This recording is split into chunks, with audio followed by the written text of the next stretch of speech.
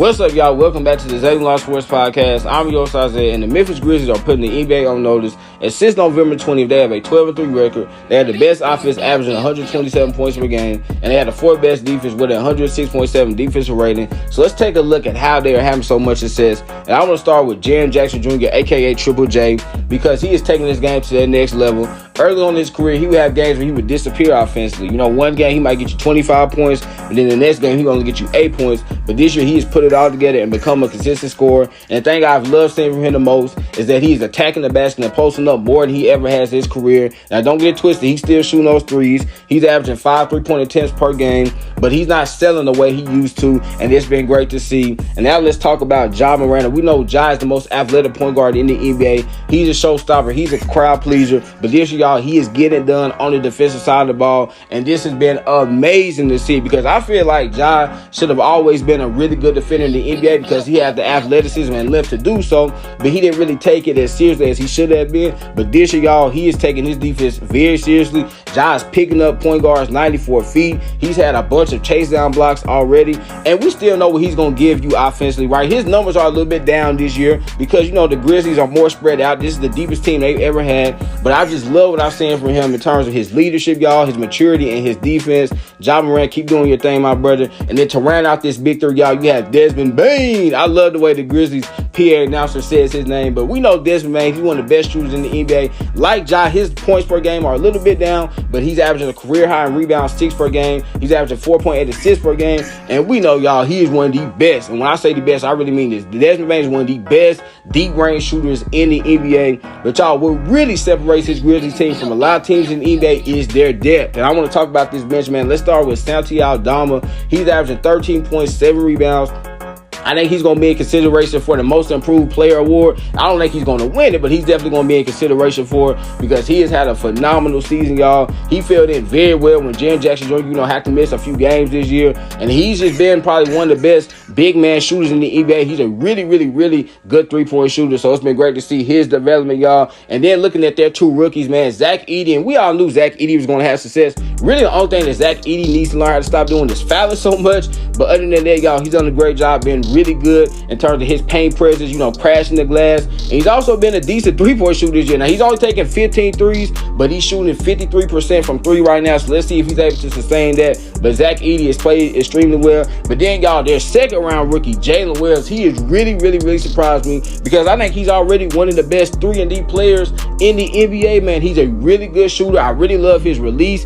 And then defensively, y'all, he is a dog, man. He challenges dudes. A few nights ago when they were going against the Warriors, he was guarding Steph Curry, and he actually played some really good defense on Steph Curry. I think he's already a really good point of attack defender. So just imagine, y'all, as he, progresses into a year 2 and year 3 and year 4 and year 5, he's probably going to be maybe the best 3-and-D player in the NBA. But right now as a rookie, he is definitely already one of the better 3-D players in the NBA, y'all. And then you look at Scottie Pippen Jr., man. I think he's been the best backup point guard in the NBA. He's averaging about 10 points, 5 assists, 2 steals, man. He's just a really solid all-around player, really smart player, has a super high basketball IQ, and he's filled in very nicely for Ja when Ja has had to miss some games. And then moving down the list, y'all, you got Jay Huff, and Jay Huff is only playing about 12 minutes per game, but I love the energy he brings, kind of like Santi Aldama. He's one of the better big man shooters in the NBA. I think Jay Huff is super underrated. People don't really talk about him enough, but man, when Jay Huff is on the court, y'all, you definitely feel his presence out there. And then you look at Brandon Clark. And it's funny because, 3-4 years ago, Brandon Clark was like one of the better players on this team. Now people are kind of forgetting about him because this team has so much depth. But we know what Brandon Clark brings, man. He's a really good pick and roll guy. He's great at finishing around the rim. And you could not forget about Brandon Clark at all. And then Jake LaRavia, I think he's had the biggest step of any player on this team because, back in 2022, the Grizzlies took Jake LaRavia with the 19th pick in the draft. And his first couple years in the league, it looked like he was a bust. But this year, y'all, he has played very well. He's shooting 45.7% from 3, which is very surprising because his first 2 years in the league, he wasn't even a 40% three-point shooter, So the fact that he's shooting that high percentage for 3 just goes to show you the work that he's put in, y'all. And then you got Marcus Smart. We know Marcus Smart is still one of the best on-ball defenders in the NBA. And then rounding out this crew, y'all, you got Luke Kennard. And Luke Kennard is an absolute sniper from 3. This is the guy that can get hot in 15 seconds. Seriously, I mean, he can get you about 12 points in 5 minutes. And y'all, I think what's really scary about this Grizzlies team is that Vince Williams Jr., G.G. Jackson have yet to play for them, right? And just imagine when they come back, oh my goodness, the Grizzlies, y'all, might literally be the third best team in the NBA once G.G. Jackson and Vince Williams Jr. come back. Like, seriously, I think the only teams you can say are definitively better than them would be the Oklahoma City Thunder and the Boston Celtics.